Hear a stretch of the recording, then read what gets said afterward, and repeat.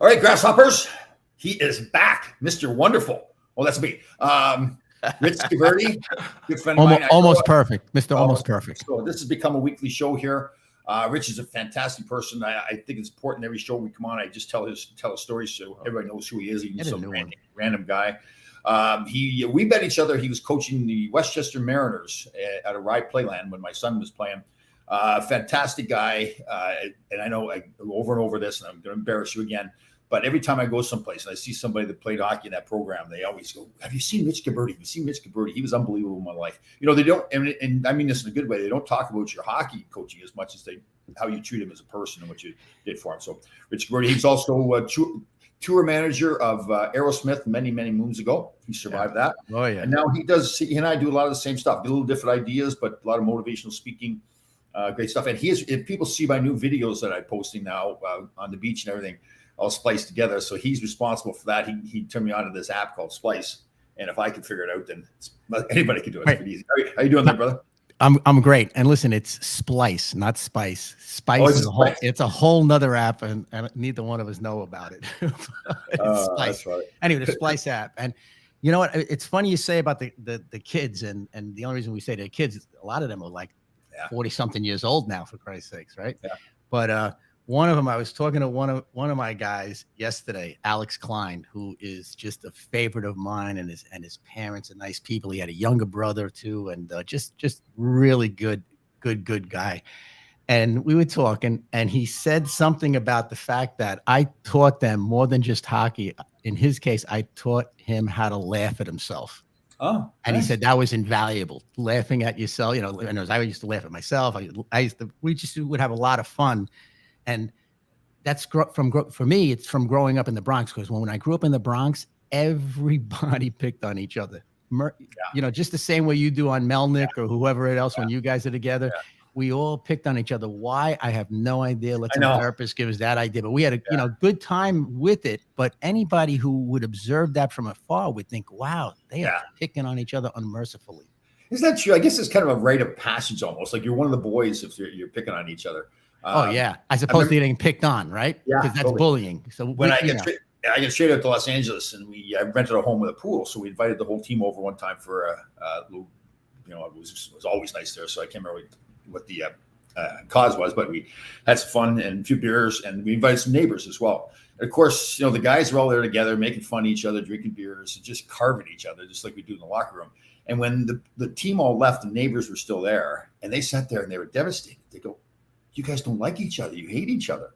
And I go, "What are you talking about?" I said, "No, that's just the way we treat each other." So yeah, it's and the funny thing about that is when there was maybe 2 to 4 to 8 to as many as 10 guys together, and you're breaking each other's chops. If it's an outsider and he like throws one in, it better be either a good one or he better be real fast and get out the door quickly. Totally. You know, right or wrong? Totally. Yeah. It's just it was weird, right? It wasn't like we were offended by what he'd say, but it's just, okay, you're not one of the boys. You haven't earned the right to be one of the boys here, right? Yeah. Well, you're not one of the boys. It's just that simple. You want to hang out for a year or so, whatever. We got a bunch. We got somebody. Danny left a comment here. I actually have the comments now a little bit too. Danny just said you're thinking about the Spice Girls. Do you know the Spice Girls? You know they are? No. It's okay. Yeah, I know who the Spice Girls are. You do? Isn't one of them married to the soccer player too? Isn't it one of the Spice Girls? Oh no, I know who's married. I think a Spice Girl is married to an old hockey player, Jason Podolak. Jason Podolak lives out in Western Canada, I believe. And I had, we represented him when I was with IMG. Great guy. Yep. He does a lot of motivational stuff too. And I'm pretty sure his wife, they get kids and everything. She was a Spice Girl. Spice Girl. What? So the Spice Girl are the ones from London. That would be Beckham then. Beckham is yes. Spice Girl. Yeah. Diane, do you know the Spice Girls? I'm talking. I woke the engineer up. I'm picking on her now. She's great. Anyway, all right. So the Spice Girls, Spice Girls. You know them. You don't know the Bronx Tales, but you know the Spice Girls. All right, so let's keep. I know who the Spice Girls are. Let's put it that way. And the Bronx Tales you heard of once in your life, whatever. I know. There's a lot of movies I haven't. I don't think I've ever watched The Godfather. Of course, you're Italian, so you've seen all that kind of stuff. Well, yeah. They showed it to me at my baptism. No, you're required to in school, right? The funny thing is, required just to walk around Morris Park Avenue, the Bronx. Yeah, you have to know The Godfather, Goodfellas, all of those things, Casino. Anyway, so are you Bronx pretty Tale. like Italians do a lot of stuff like they have like the fish? Don't they have the fish thing on Christmas Eve? Isn't the big fish stuff? Isn't that all Italian stuff? You do all that? Yeah. No, I mean I used to. It, Oh. it depends if you're married to an Italian woman. And in my Right. first marriage, I was married to a fantastic Italian woman who knew how to cook and everything, and throw the Malocchi on me after we got divorced and everything. I think it's still on me. But anyway, she was a spectacular cook. Her mother was a great cook too, bro. Oh my God. They made some stuff that I've never seen again. Oh, You know, right? Yeah. growing up, not so much. You know, my grandfather, when he was alive, I mean, he made everything and anything, he and my grandmother. And as a result, they were such good cooks that my mother was not a spectacular cook. And she admitted it, you know. Oh. So she was not a spectacular cook. And so that was SOS. We had shit on a shingle, sloppy joes. That was a night, you know, back then. Then there was another. Hold on, SOS. Yeah, shit on a shingle, sloppy good. joes. Yeah, so we had that. That was one night. That was maybe Monday nights. Then we had hot dog night. But they made a big deal. You know, my mother made a big deal and made it exciting. Then we had TV dinner night one night. Oh, yeah. That's where they give you the tray. Yeah. They give you the tray and they put it in front of the TV set. Yeah. You and your brothers and sister, and you'd watch TV. That was a smart We move, had, right? we had the TV tables, I think we called them, right? They fold up the little tables and everything. Yep, the and, TV yeah. tables, exactly Yeah. right. And that was like a big deal. And then, It was too, yeah. and what But- about at 65, we got color TV. That's right. Maybe 66, something like that. So my grandparents got the color TV. Then you get the clicker too, so you don't have to change the channel. That was a big thing. That was like glorious, yeah. And I remember going to my grandparents and watching the Jetsons. So the Jetsons came out, Right. and sticking on the plastic that had the Italian plastic seat covers. I had never understood that, and I never had them when I got married. They're last. But They're last. yeah, the funny thing about the Jetsons, which you know, my train of thought, you know how it goes, right? I'm all over the place. But the Jetsons, George Jetson, who was in the Jetsons, which is a cartoon, you know, set off in space. On the cartoon show, he was born July like 28, 2022. So he was just born. Oh, it's not right. Yeah, Oh. in other words, it was so far in the future that he was born in 2022, and here we are. Wow. Who would have thunk it? No, Danny. So Danny mentioned to me, I'm going to get rid of my cable. I hardly ever watch my cable TV. So he says I've got to get Superbox. Okay.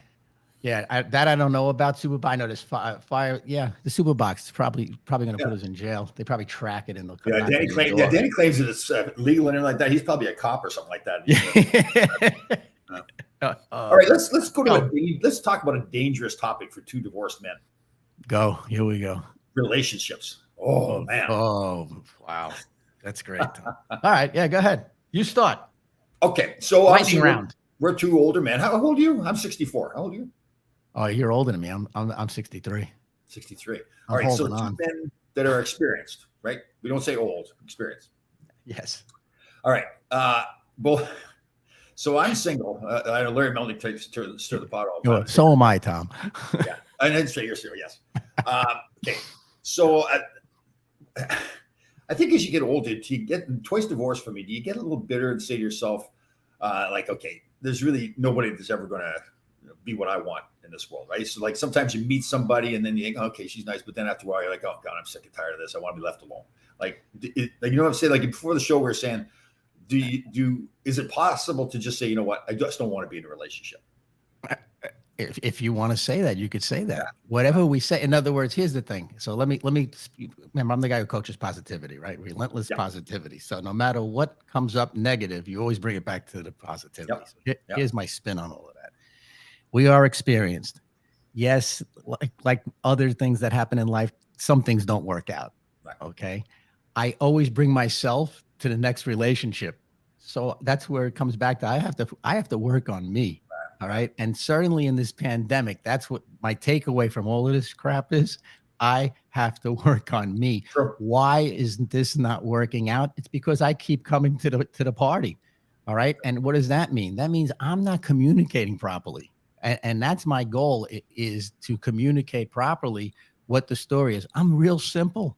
I'm a fully functioning guy. I'm in shape. I'm athletic. Okay. So guess what? That's number one. That's the criteria. Okay. And then the other thing is I like to cook. You like to cook. Well, I don't need somebody to cook for me. Yeah. I know. Okay.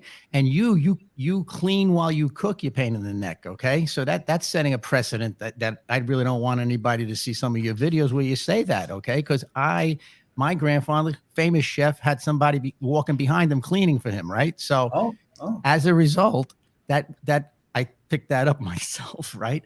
And I like to clean after the meal. Okay. I like to cook, make a mess a little bit, not a lot of mess. You know, if something blows up on the stove, I'm going to put it out. But you know what I'm saying? So I like to cook. So I don't need somebody to cook.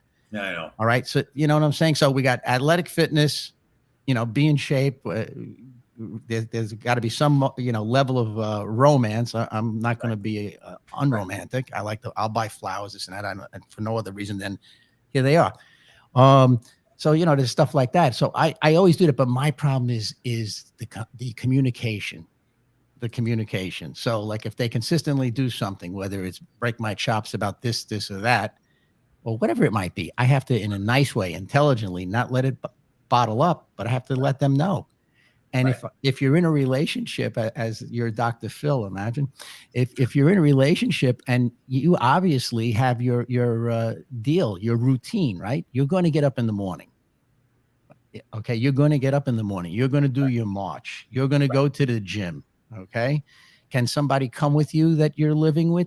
That's up to you. You have to make that decision. And you know what? You got to believe the decision you make. Like if you really rather do it on your own, you got to say, you're great. You know, okay, let me interrupt you there. That's an excellent point you make. Yeah. There has been times in relationships when something's bothered me, and then I say to myself, okay, should I be letting this bother me, or am I making a bigger deal about it than it really is? Right? Like I'm a big guy on respect, so when I'm having a conversation with somebody, like I just interrupted you, but hopefully I did it the right way at a point. So I of course, let interrupt for a second. I have a problem when, especially when I'm with a woman that I'm dating, that. If she asks me a question, for instance, and I'm answering the question, then she wants to interrupt me and not let me. I view it as a respect issue. But I say to myself, okay, am I too much of a hard ass with that kind of stuff? That's an example. But am I too much of a hard ass and just let things go a little bit? But so that's being self-aware. So you the fact that you're actually thinking about it now, I'm sure you didn't think about it when you were 20 and 30 years old or 40. No. You understand? So now we're at an age where we understand what being self-aware is. Yeah. I mean, this is a good time, you know, to do all of that stuff. That guy's got to be single. His wife watches the show. He's got to be single. It's like I've got a sign on my forehead. He's single. Well, you know what it is. You know what you want. Yeah. You know what you want. So that's the story. But you know what? You will find somebody that also is not looking for you to fix them. I'm not looking for anybody to fix me. Yeah. You want to find somebody that's not looking to get fixed. Okay. Yeah. In other words, that you need somebody who's confident, who also doesn't want to be around you. You pain in the ass 24/7 and has their own life. Yep. Okay. And then somehow you guys make an arrangement to see each other during the course of the day, or there's got to be some time where you both put down the cell phones and hang out. Right. Okay. Maybe you watch the Bronx Tales. No, you know, maybe you do something together. That's fun. Right. And you both have to be secure enough to not be like, if the person says, listen, there's nothing going on. I just want some time alone. That the other person has to be secure enough to say, okay, he wants his alone time, or she wants her alone time, right? Whatever it might be. I mean, there's certain things you do. I mean, look, right now we're on a podcast, right? Yep. You know what I'm saying? So imagine if you're with somebody and they say, oh, what are you going to do that podcast again today? Really? Yeah. You're doing the podcast? Rich, like rich guy? Yeah, that guy. Oh, he's no good. Aerosmith. I can imagine what he did. You know what I'm saying? You know, whatever it might be. So yeah, I mean, I think it's about, I think at this age now, after learning from our failures, let's put it that way. Okay. You look at it that way, right? Learning from that, or learning from our loss, right? Even in sports, if you don't complain about the loss, you learn from your loss, right? Yeah. So we now have done that. And now we're on this journey here, this march. We have certain things that are non-negotiable. Yeah. And they're not, listen, we're not anally freaking nuts or anything like that. It's not that. You know, once in a while, maybe we want to go meet each other and have a beer, smoke a cigar, whatever it might be, or go to a game. You know, whatever it is. I think the key is the other thing is and this is another thing that you know, I'm talking about stuff that I learned about, but you got to trust each other and be comfortable with each other, and that, you know, that'll work. But that comes with communication. I think, you know what I'm saying? I think it comes with communication. So Tom, my prayer and hope for you is that you will find a partner who can put up with your picadillos, like the air conditioning. How about this, bud? Okay. Oh, I know. Listen, down here in Florida, it's like $89 for air conditioning a month. yeah. Okay. Seriously, it's like $300 if you have a pool. It's not a lot of money. But I know up in New York, I know whenever I had a place and it had a pool, it was expensive. The pool was an extra $1,000 a month, let's say, whatever. So I understand you cutting corners, and I respect that. Okay, but do you really think that somebody is going to sleep with you in an unair conditioned room when it's like 90-some degrees out? Okay. My parents lived their whole lives with no air conditioning. Okay. They married for like 50 years or whatever they're married. I like that. Go ahead. Yeah. So see, this is strengthening the mind. So I picked something that I'm saying, okay, we just assume that we have to have this in our lives. We really don't have to have it in our lives. We can survive just fine without it. So it's more of an exercise to strengthen my brain to get myself out of that comfort zone. I have a client, young man that I'm working with. And I said to him, I said, okay, I want this is your homework. I want you to pick something that you have, and it's comfortable for you. And you're not going to die if you take it out of your life, but pick something that it's kind of like gets you out of your comfort zone. So he says he was very good. He's getting rid of hot water. He's going to shower. Okay, that's a good one. Yeah. Listen, the benefits of a cold shower, they're Wilhoff, once again, Wilhoff, the Iceman, I call him, but that guy is all about cold water.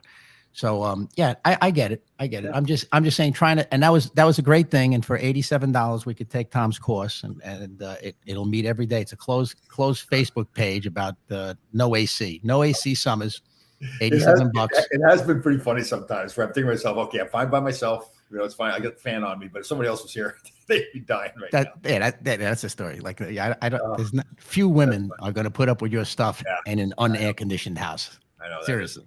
Yeah, that is the truth. But anyway, so relationships, I think communication, and what I can't stand, and I have done it. I'm as guilty as anybody else, is when like people get together, guys get together, and they're complaining about their wife. Oh, I know. And enough with that stuff, or the guys who complain that, oh, you see that car? You see the Mercedes? $75,000. I got it for her. And I don't even know if she appreciates. Like, don't brag about what you're doing. Just keep your mouth shut. I know. It's like your wife. Like to me, like I grew up in an environment with my father and grandfather. They treated their wives like princesses, and they would never talk about them behind their back. I mean, I never heard that kind of stuff. Mm-hmm. And it just, they were totally loyal to them. I watched my sons. My oldest. Well, you've met both my sons, Shane and Cody. Yeah, of course. Shane is married. He's the older one. Cody lives with his girlfriend, and they are just. I'm so proud of them. First of all, they picked the right people. Like it seems like they're supposed to really be together. During the pandemic, they're all working from home. They're separate homes, Cody and his girlfriend and his wife. And I'm thinking to myself, like, if I am in their shoes and I've got 2 years at home, working at home, 24 hours a day with my significant other, I'm going to kill her or she's going to kill me, one of the two. But they were incredible. And we were joking around one time, and I wouldn't say which one it was, but they were, I said, I guess my sons are like me. They're stubborn jerks in a lot of ways. Yeah. Fantastic. I'm so proud of them in so many ways, but they have their own mind. They believe in things. They're very intelligent. And I was joking around with one girl one time, and I said, so how do you put up with him? And she was you could tell she really thought about it. She goes, you know what? He's usually right anyways. So I just let him go do what he wants to do. Like, it's like she seemed to be the perfect person for him. She understood how he was. She was accepting of it.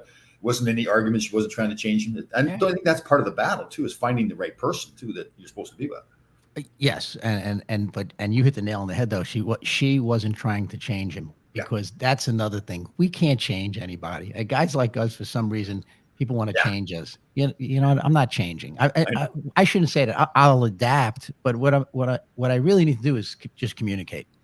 Yeah. You know what I mean? And that's the problem, is when you lose yourself in a relationship, when you have a bunch of beliefs, and you don't express the beliefs pretty early on, let's say, that's a mistake. So like, explain to her like why you believe what you believe. Like there's a purpose for you believing that way. Yeah. Right? And I yes, exactly. And I couldn't do that.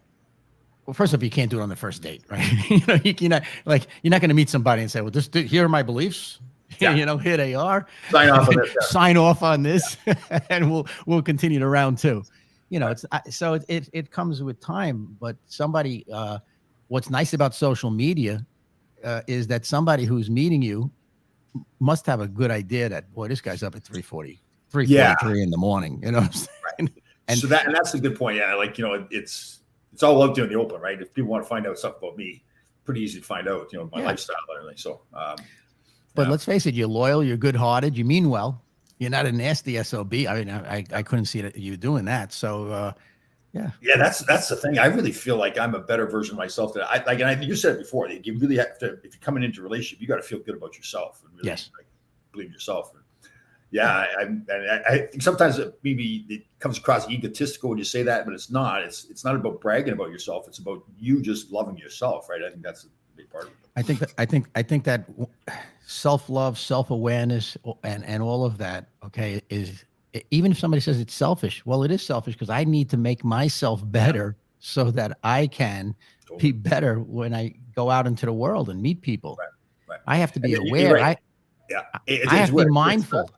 It's not selfish. You're right, because you feel better about yourself, you're helping more other people. Yeah. Right. So it's the exact opposite of being selfish, really. And I got to tell you another thing, Tom. Who gives a crap what people think? You know what I'm saying? And others, for me, anyway. I really don't care. I'm trying the best I can. I don't think. Believe me, I don't think anything about it. You know, as far as am I successful, this, that. Who gives a crap? Yeah. Because everything is because I really, at the end of the day, have a faith in God. Okay, and I'm not going to stand on a pulpit now and start preaching, but you know, there's somebody greater than me that attempts on a daily basis to restore me to sanity. I love that saying. I think it's great. You know what I'm saying? Yeah. And anyway, but that's where it goes. So, am I doing the best I can? Yeah, I am. I mean, and only I know that. And I don't need somebody in a relationship to say, "Oh, you should really be doing this." Oh, I know. Why aren't you doing that? When I start hearing that, I run the other way. Oh, yeah, God. You know what I'm saying. Unless it's kind of like on the airplane when the flight attendants doing that whole thing at the start of the flight, and they tell you to put your own mask on first before you help anybody else with theirs. Yeah, because you got to live. You got to be alive to help somebody else. Right? Exactly, it makes sense. Yeah. So I mean, I know that you're going to be fine. You know, someone will appear magically, and I really see it happening around October. October. You know what I'm saying? Is there a reason why October? Yeah, because it gets cooler up there in Connecticut. That's good. That's why. Unless it's a cool September, you know what I'm saying? But I'm saying around October, you know, maybe the end of September. Here's the funny thing. So to push myself outside the comfort zone in the winter, I have my little back deck where I sit out at night during the summer and have myself a little adult beverage. I do the same thing during the winter. I do. Yeah, sure. Well, that's fine. And there's windows, right? I could look. Somebody could look out over the. Okay, so she can watch you from there, and you have a cocktail. That's perfect. You could do a podcast with her. You know, you could do you could Zoom. You could have a Zoom call, talk to each other, have a blast. She's inside and I sit out in the cold. Perfect. Right. Sounds like a good relationship to me. And then the big deal is then you get back together. You open the door and you're inside. Yeah. Perfect. Very nice. So that's the story with that. And you like to eat cake on the beach. William is saying you like to eat cake on the beach. You know what that is? That's a Larry Melnick saying. Oh, is it really? Yeah. Sex on the beach. You know, the funny thing is, I and no offense, Larry, I didn't know who he was until I started watching some of your posts. And I'm saying, who's this guy, Larry Melnick, right? And meanwhile, I see him. He's married. He's been married for 30, 40 years, whatever the heck it is. And he's a decent looking guy and all of that. And God bless you. Why, may I ask, did you guys start picking on poor Larry Melnick, who was a teammate of yours? He got traded to the Rangers. We played together. Him and I were partners together and everything. And we were good friends. And he puts on this act that he's this grouchy guy.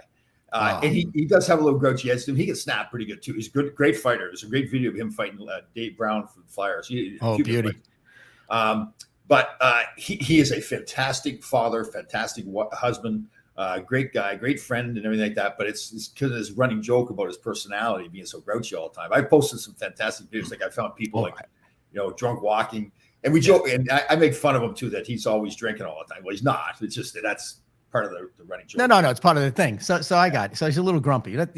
Grumpy guys are fun. You could really break that. He's hilarious too. He people love him. He gets on the show and he goes on his little soliloquies. He calls. Oh my God! So he rants and raves about stuff. And we did have him doing homework. We had a whole thing with tortoises and everything. the show was a blast. We started it right at the start of the pandemic. We were bored, and I called up Dave Maloney, Ron Greshner, and Ron Dugate, and we started doing this show. We didn't know what we were doing. We were just talking, and people loved it. And we actually, it was funny because we had Boomer Esiason on one time, Kenny Albert was on the list, and they weren't as the people that are watching didn't really want to see them as much. I think more because they see them all the time on TV. Right. It was far more popular when we got people like Nick Fotiu was one of the most popular shows we ever did. Sure. I told you Nick Fotiu was my neighbor in Scarsdale. Yes, you did tell me that. Madison Road. Madison Road, Nick Fotiu. I was on tour with Aerosmith. I'd come back every 8 months or something like that. And, the limo would drop me off and I would see these guys and they were playing badminton on the front lawn. Yeah. Okay. With the shuttlecock and the little sticks. And a couple of times I came back, they were like just passed out on the front lawn in the middle of the day. So I said, these seem to be my kind of guys, right? So I walked over, and as I'm walking over, like, whatever, I think it was like the goalie Davison, right? Yeah. I noticed him because he had that mustache back then. Yeah, sure. Anyway, and a long story short, Nicky Fotiu had rented the house on Madison Road, and I was his neighbor. It was pretty funny, and he's like, "You're the long-haired guy." Yeah. Well, I tour with Aerosmith, and you guys play hockey. Okay. We'll put those two stories. So we're talking about relationships. So Nikki had been divorced many years ago, and recently got remarried to a fantastic girl. And you can tell, you can see that those two are meant to be together. She's really, and I mean, I hope he knows that means this total compliment. She's got him like dressed nicer and all this kind of stuff. Oh, you can tell that he's really, I mean, left to our own devices, we're in t-shirts all the time. Right or wrong? T-shirts and shorts. What are the reasons? I'm in Florida. T-shirts and shorts, tank tops. I know. That's the one thing we talk about discipline for me. When the pandemic first started, like when I go to the gym, I just got back from the gym. I had to drop my son off at the airport. So I'm still in my gym clothes that I would have worn. And at the start of the pandemic, I wasn't doing that. I was just putting on like a regular t-shirt, and I realized, man, my workouts were good. Like the whole discipline thing about, following your process and believing in your process. Yeah. Pretty important too. The problem with the pandemic was it took away all my processes. I was kind of stripped of them. When the pandemic started, we were managing a partner of mine. We were managing graffiti artists, and we had just done a documentary with this guy Banksy, who's a famous graffiti artist. Yeah. So Banksy, we did one. It's called Banksy and the Outlaw Art, and it was coincidentally it was premiering worldwide in February of 2020 in Europe. So now it's in Europe, February 2020, and that's when the whispers of COVID started, right? And by the time March came around, we were supposed to have we invested a bunch of money in a festival in Miami on the beach, okay, with bands and graffiti artists. It's going to be really a great thing.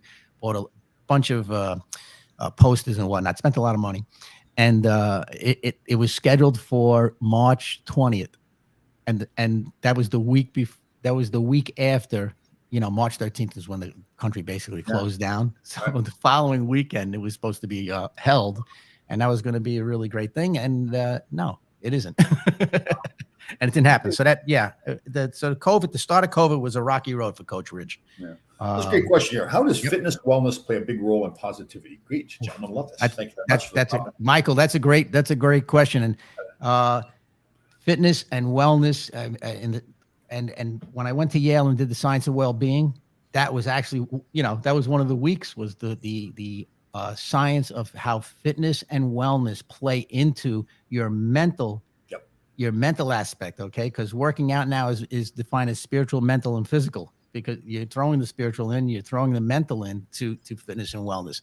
So, the better you feel, and the better you feel, is you're going to be positive. It's pretty hard to be a negative, grouchy SOB when you're working out and you feel good mentally, and all of that is clicking on the right way. You're taking the right supplements.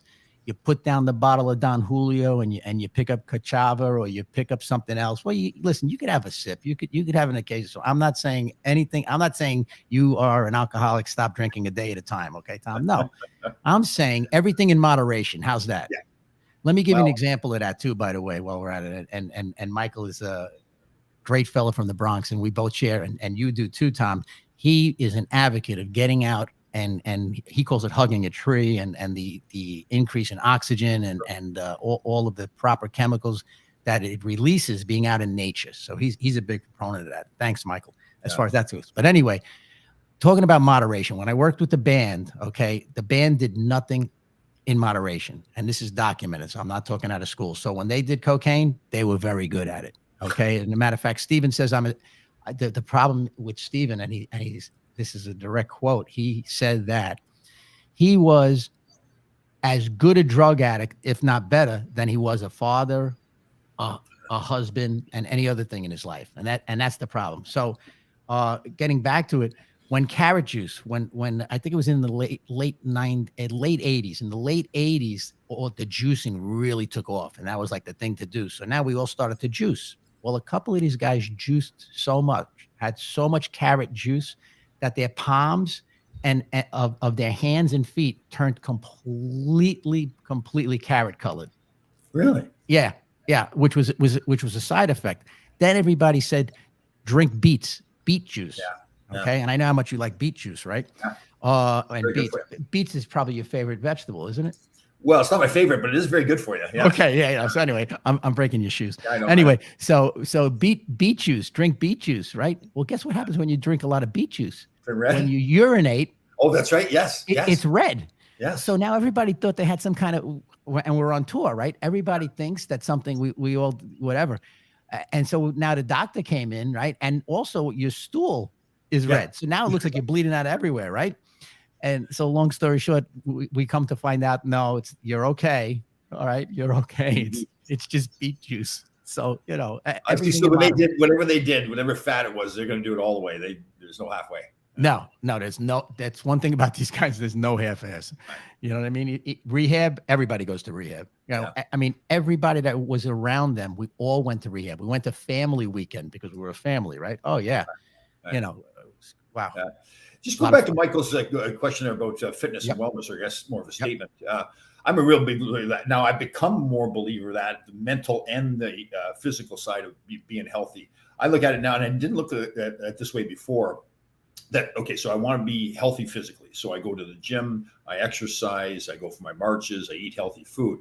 It's the same thing for your mind, right? If you want to be positive, have that healthy mind. You make choices. You make choices of who you hang around with, what you watch on TV, if you watch TV at all, the thoughts that are coming into your head. Like it is, you know, and again, it's funny because there's no air conditioning. And sometimes on my march, there'll be people I see every day, and on the hot, humid days to walk around. And, you know, a lot of times there's nothing else to talk about but the weather, right? We really don't know each other that well. One's walking one way. We just want to greet each other and say hello. Inevitably, they'll go, oh, man, it's hot and humid out here. And I don't want to argue with them, but I said, no, I'm part of what I do, the air conditioning, is that I want to convince myself that just don't even pay attention to the heat. Like, you know, now they call it, you know, like during the winter and it's cold, it's called a polar vortex. You know, during the summer, we've got a heat advisory. Well, I don't need somebody to advise me that it's hot. I'll decide myself when it's hot, right? That's the biggest thing with the mind thing to me is to really, I believe, and I know you do too, you can really strengthen your mind so that you think in a positive way. You don't allow those negative thoughts to come into your head. Or if they do, they go in and right out again, right? I brainwash myself.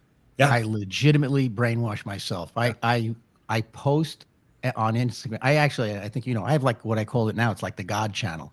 So I post pictures of the sunset, sunrise, the beach, all my beach videos, because I love sitting on the beach, and I turn my phone on and just let it go and record, and then I chop it up into little videos. Anyway, I have that, so that gets me back into God, because I listen to all of these guys that like Denzel Washington's are really good. TV Jakes, they have some great audio. I take the audio, I snip it, and I put it on, and I post them. Well, guess what? I did it as a goof initially.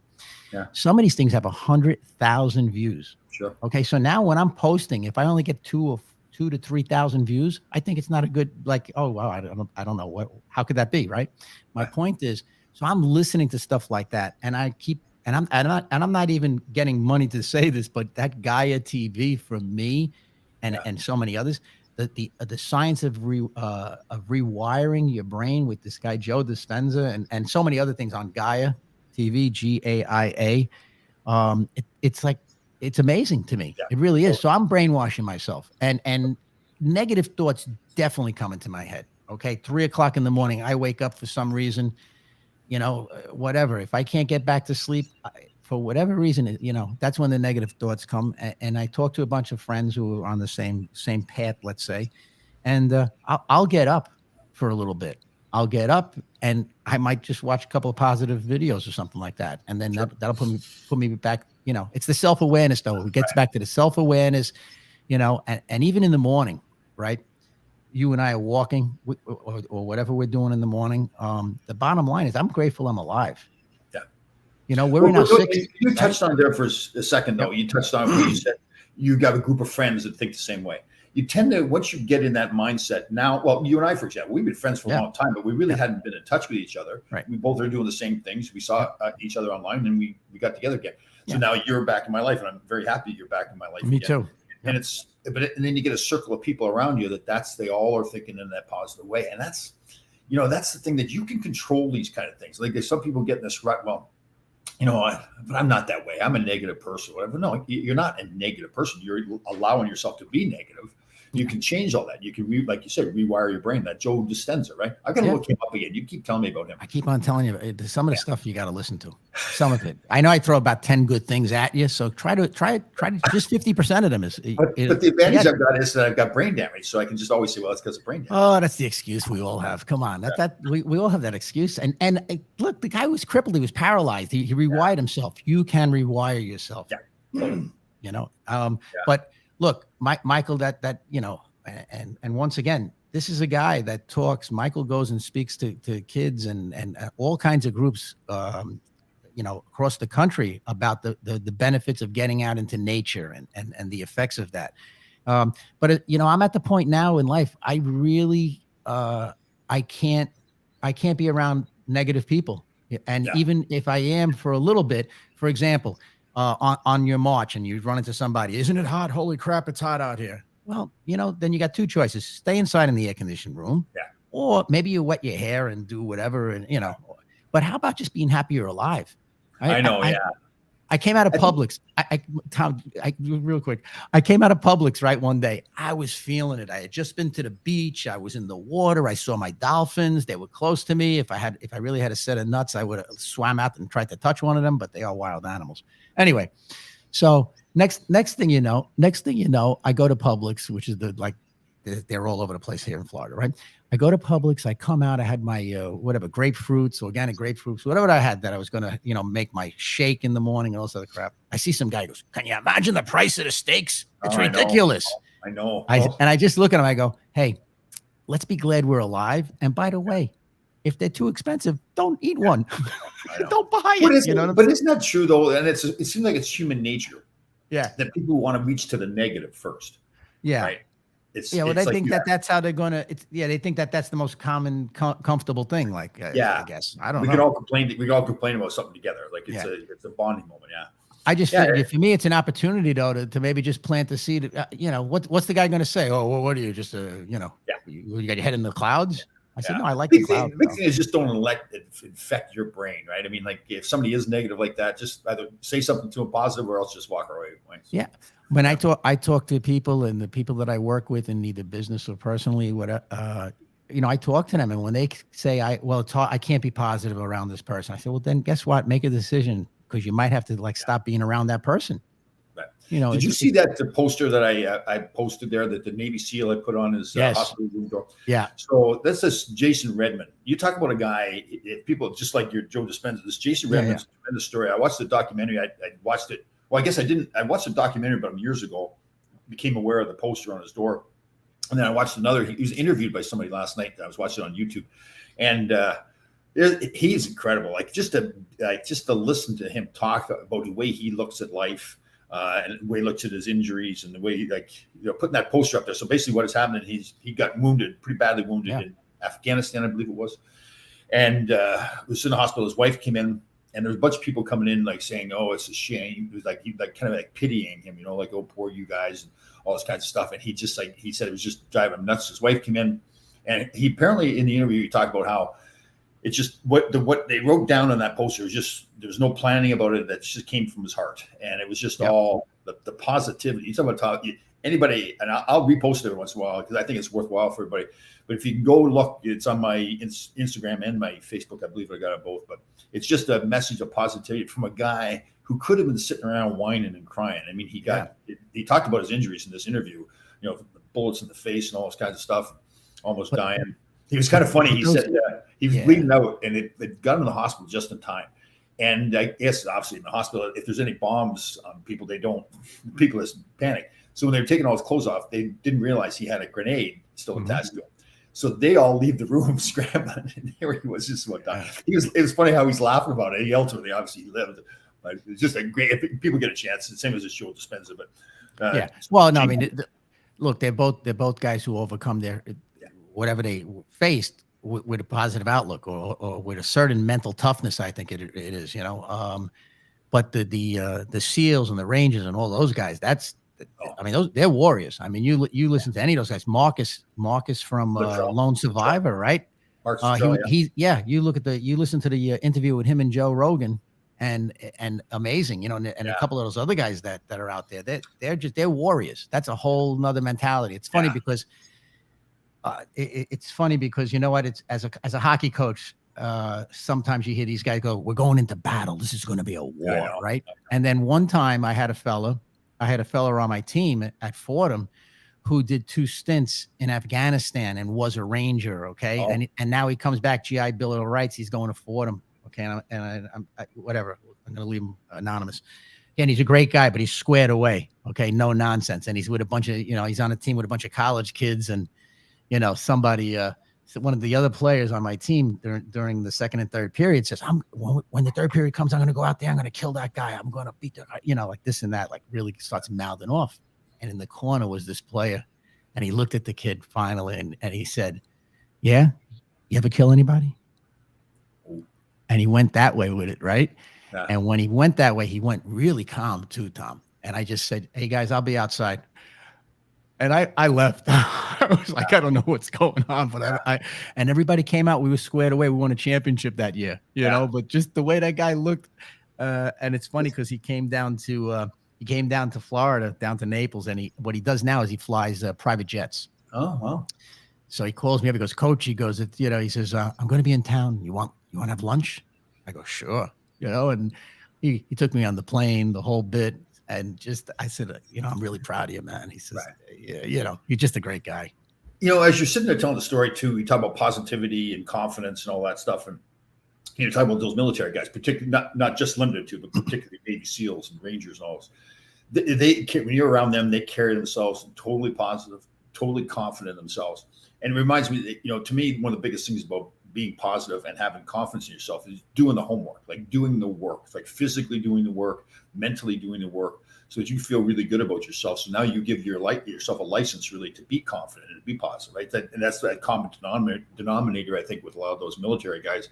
They've done the work, right? So that's an example you use in the locker room where some kid who's never killed anybody before is talking about killing somebody, but he really doesn't understand that. He hasn't. Now the other guy, the veteran, yeah, he's been there, he's done it. So he's calm, like you said, he's calm and he's confident in himself because he knows. Okay, yeah, it's amazing. Yeah, it was absolutely that was an interesting season and a great guy, just a great guy. And all the guys I coached really. I coached right up to COVID, so whatever the heck that would have been, that was 20 years. So 18 years I coached, right? And so I coached a ton of guys, and there's maybe 3 guys who I really didn't like. Yeah, that's pretty good. That's not bad. That's hockey guys. That's why I love hockey. Hockey is where you could play. I coached junior teams. I had Russian kids on the team. I had kids from Sweden. So the kids from Sweden, they were called Swedo. You know what I mean? The Russians, you call them whatever. And everybody got along. I had Canadian kids and I had American kids, and everybody was on a team. And that's the thing, right? If you're going to play hockey into an older age, like your older teenagers and stuff, it means that you really are into hockey. You understand the team concept, or else you just would have quit the game years before that, because if you can't be part of it, you can't be a team player, you can't play hockey.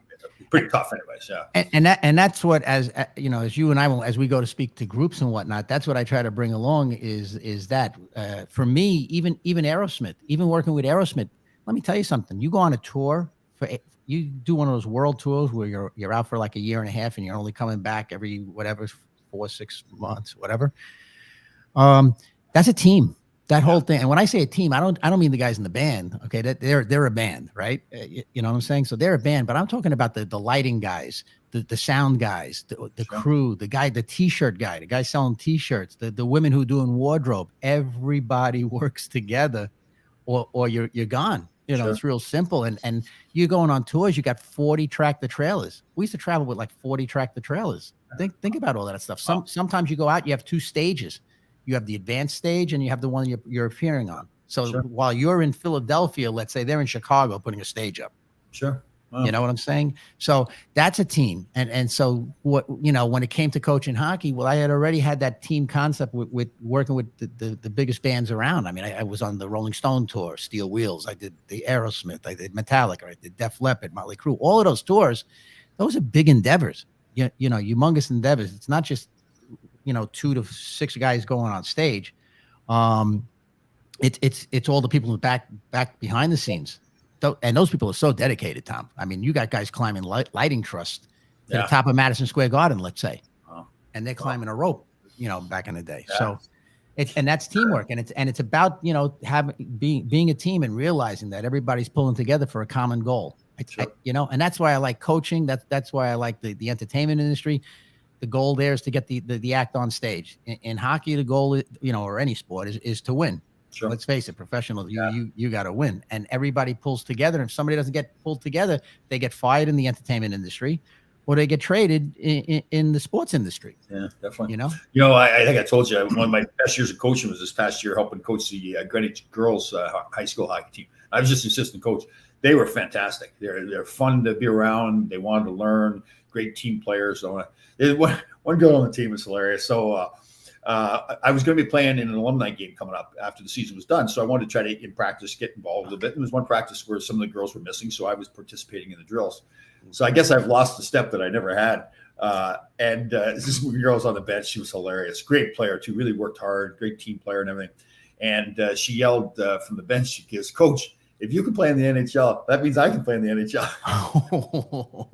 She was awesome. Hilarious. Oh, God. And I used an old wooden stick, an old Sherwood wooden stick. Oh, you did still?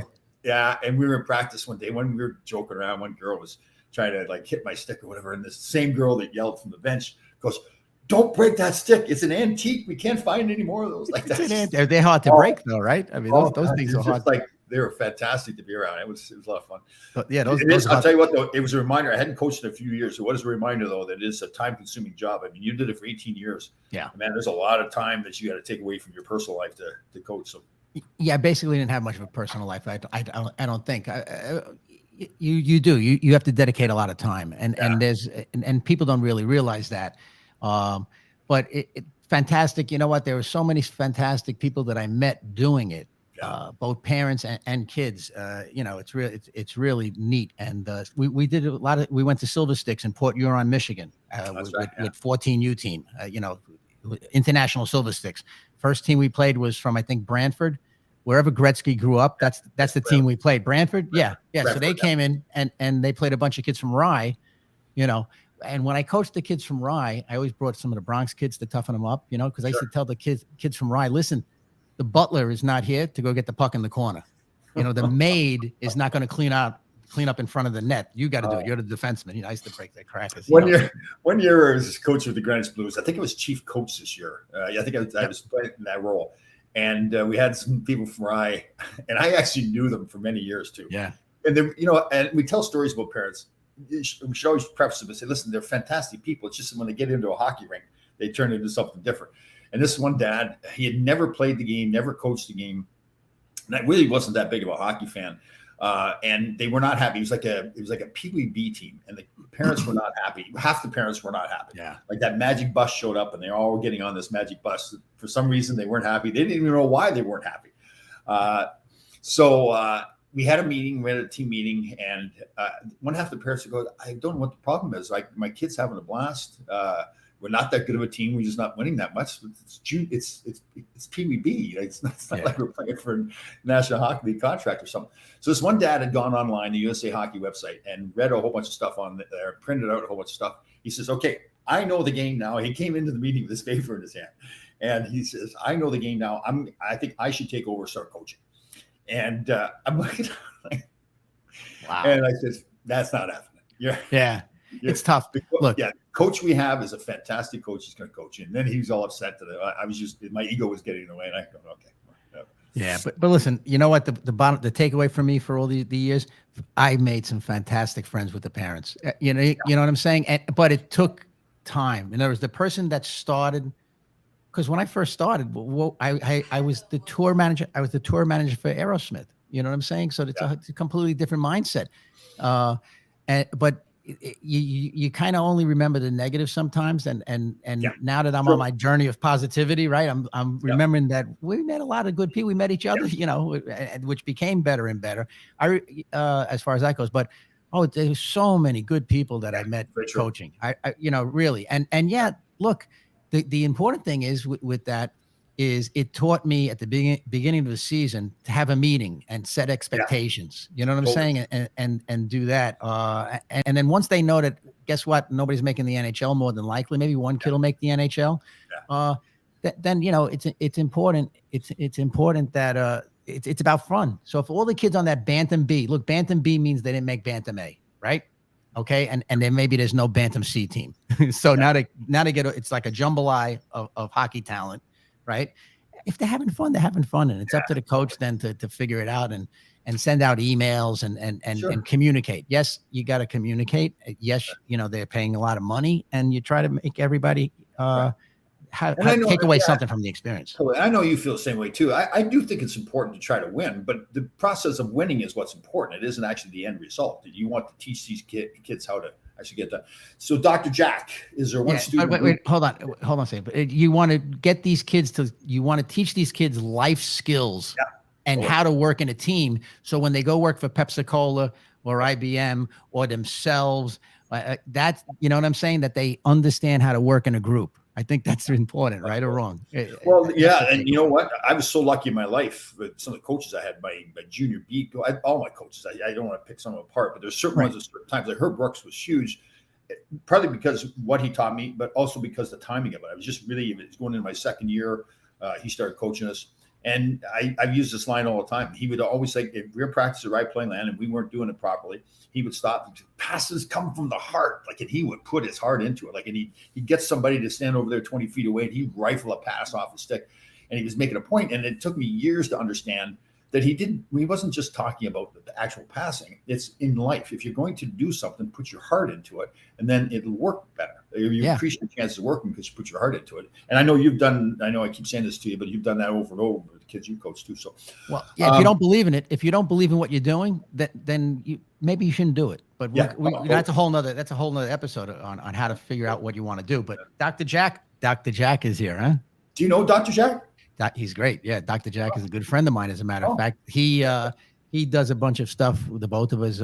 He actually is the head of the educational committee for the International Federation of Bodybuilders, and he has entrusted me with getting involved, and I'm on the board. And we have I don't know if we could say this, but there's something coming up, huge, as they say. And Dr. Jack also has from the president, Congressional Medal of Honor and fitness awards from Arnold Schwarzenegger and the whole bit. So he's the real deal, Dr. Jack, and he's a chiropractor. And how about this? He's all my sweet spots, chiropractor, and he worked at a suicide hotline. He ran a suicide hotline. So Jack, he's quite the man there. Yeah, wow. Jack is quite the man. So he has a question there. Is there one student or group you worked with who were your favorite and why? And you're welcome. We love to share, Jack. Thank you very much, Doctor. I don't think what do you got, Tom? I don't think I could say that there's individual players maybe that, like you said before, there's very few, if any, that you didn't like. Maybe you just like maybe some others more than the other. I don't mind telling. This one player, Max Como, and I brag about Max. His father is a very successful businessman here in Greenwich. Max, you got beautiful sisters, 2 sisters, I believe. And now Max is married with a child. Max, you know how the rule is that if you get 5 penalties in a game, you're thrown out of the game and suspended for the next one, right? So Max was a bigger kid and he was always sticking up for his teammates, but he didn't always have himself under control. So he was always taking bad penalties, but the heart was in the right place. So I loved having him on the team. But there's one game in particular, that he would get the 4th penalty. and he was hot as something that happened on the ice. He's mad at the referee. So I sat him down the bench and said, Max, you can't play anymore, right? You're going to lose it. And so he takes the glove off his stick, puts it up on the end of the stick, and fashions the glove so the middle finger's sticking out. And then he sticks it out in front of the referee. The referee's and he gets thrown out. It was one of the funniest things I've ever seen. The referee looks up at me, just starts dying laughing. He says, "Stop! I got to throw him out." He says, "I know." The two of us are dying laughing as he's throwing this kid out of the game. Yeah, that's. But he's a great kid. He also went on to serve in the Army. So he's a veteran. So I'm really proud of Max. But again, like you said, there's so many kids that. So here's the deal. The way I look at it, what I did with my guys, I actually developed a little pamphlet, called it the Red Book, and it gave team rules. And they were basically the same. And the number one team rule was coaches coach and players play. Yeah. And what I wanted to stop on the bench, in the locker room, or anywhere was somebody chirping somebody, "Why didn't you pass to me, you stupid SOB," or stuff like that. So I wanted the coaches to be the coaches, the players to be the players. And the other thing was one voice. One voice. I don't care if we're winning, losing, whatever. We're gonna deal with this professionally. We're gonna be respectful. I don't need any of my guys F-bombing refs or anything, because believe me, I have the belief that the ref, okay, they're human beings. They're going to make mistakes. I talk to them with respect. I never even if I was standing on the dugout, listen, if I was standing on the bench and so I'm higher than the ref, when he comes over to say hello, I get down and I look at him face to face and shake his hand that way, as opposed to I'm not preaching from a pulpit. And I'm not one of those guys to yell. So I can't tell you, Tom, over the 18 years, my reputation kind of preceded me as not being a crazy man. Hold on there. I took my shirt off. There's nothing wrong with that. I remember, the genesis of that story was, I told the guys losing 9-0, if we score, I'm going to take my shirt off. That's right. I forgot about that. Okay. And we scored. And so they all looked at me and I took my shirt off. You know what I'm saying? But that was hilarious that day. Yeah. That was a good one. But the bottom line is that over the years, I would just thoughtfully go and talk to them between periods and say, I really feel that we're getting knocked around here and I'm trying to hold my guys back. So if you could help me out, I'd appreciate it. And they would look at me and say, "We owe you a power play." Yeah. And then I would tell the guys, "Listen, keep your mouth shut, because we're going to get a power play." Right. I didn't tell them why, I didn't brag about it. And sure enough, we got a power play, So you got to, whatever. It's a whole thing with sports, and you're teaching these kids, from an early age, how to conduct themselves. And Jack's question, as far as, the favorite group, I know the most important group they tell us, okay, is the Pee-wees, who are 12-year-olds. Because supposedly Pee-wees have the greatest ability, their brains, their minds, their thinking. That's the greatest a year to actually get these kids, to teach these kids things. They will absorb them more. It's probably right before girls or guys, opposite sex, okay, comes into play. And it's right after the filters are off, on the younger levels. So now you're at a position where the Pee-wees are the ones who you could coach the most and get the most and set this foundation. Those are good foundational years at Pee-wee hockey. And then for me, as it got older, I enjoyed coaching the college guys because the college guys were entering the world, and I could be that voice of reason that could plant the seed that drugs and alcohol are nothing but a waste of time and excess. Okay. It's not cool. All right. I'm having more fun coaching you wild men than it is going on tour with the biggest rock band in the world. I'd rather be coaching hockey. If I had the two choices, I'd rather be coaching hockey than going on tour. And I let them know that. And I also was able to, talk to them about being positive and the fact that, yes, people are going to have mental illness. I said, we all suffer from it at one time or another, and it's okay. And we'll get you some help if you need it. Start with me. You could talk to me. I'm not going to be a therapist though, because I'm not qualified, but I'm going to point you in the right direction. So I enjoyed that. And then I also enjoyed letting them know that, hey, one of the biggest, either best choices you'll make or the biggest mistake you'll make is marrying somebody when you're not ready or you're not sure. And I would tell them that. You know what I'm saying? Though that's one of the biggest mistakes you can make in life is marrying the wrong person. Well, not because she's wrong. Where were you? When I'm getting married? Where were you? Well, I know. Well, listen, when you got married, you were a New York Ranger, right? Yeah. Yeah. Good luck with that. I got married. I was on tour with Aerosmith. Great. So okay. Yeah, I know. What were you?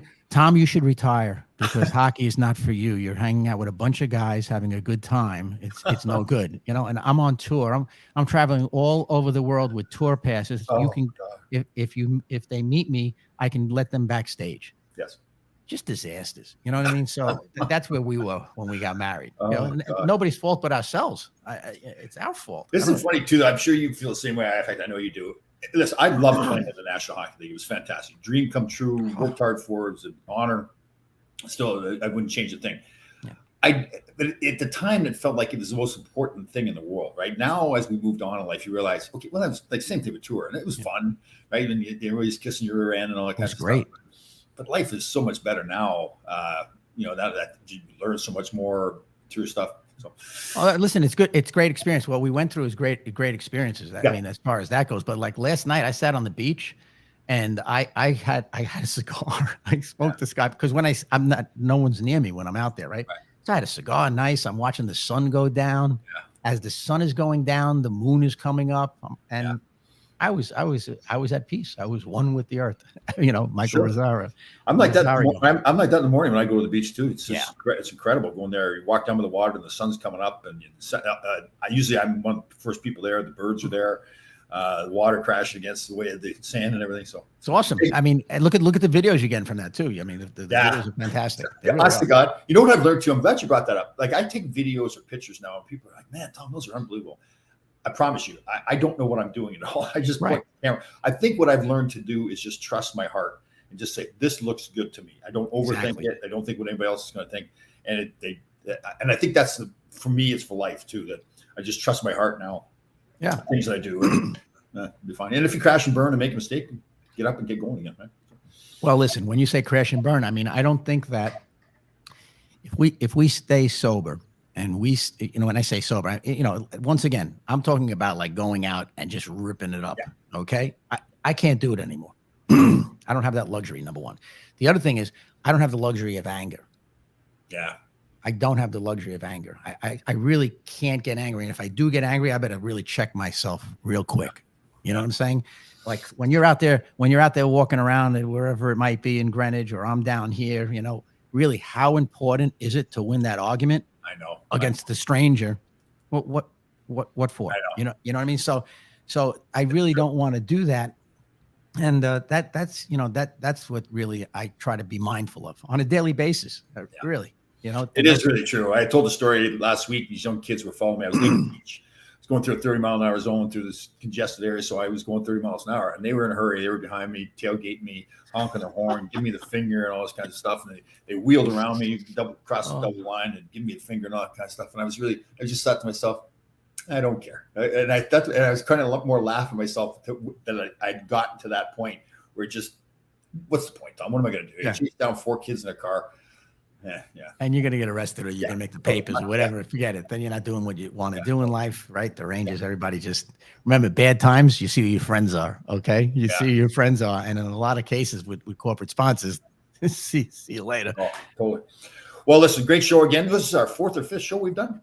This is number 4, Tom. And we've been renewed. I heard from the head of the network. Yes. Totally. We've been renewed. We go week by week. We're renewed, I guess, right? Yeah. It's fine. Again, we want to remind everybody, you can reach out to us for help if you need anything. There's a new suicide hotline number, 988. Again, that's 988. It's a suicide hotline. That's a national number too, correct? That's a national number. Yes, indeed. So 988 is suicide hotline. Also, if you can subscribe to this, and we're going to get better at that. Once Tom listens to me, we're going to get better at asking you to subscribe to this and the channel. You got In the Box there with all your hockey buds talking about the goal that didn't get scored. Tonight, big scoop. At 2:00 today, we have our show In the Box. And you know, it is going to be a thrill. Larry Melnick is going to be joining us, and he's bringing on Ron Flockhart. So they're buddies there. Yeah. Ron Flockhart. Say that 10 times faster. James Patrick made fun of him one time. James is one of the classiest guys. And sometimes he makes comments, and then he'll watch the show, and then he come back later and think, "Oh, I didn't mean it that way." So he called him. They called him Flocky Hockey back when he was with the Flyers. Oh my God! And James was kind of laughing, like, "Who gets a brand of hockey named after him?" And I guess we watched the show, and so we did a dry run yesterday. I never met Ron before. We met him briefly online. They're in British Columbia someplace, so that'll be fun at 2:00. Coquitlam, My brother, British good to see you Columbia. again. All right, buddy. I'll talk to you soon. You got it, brother. Bye.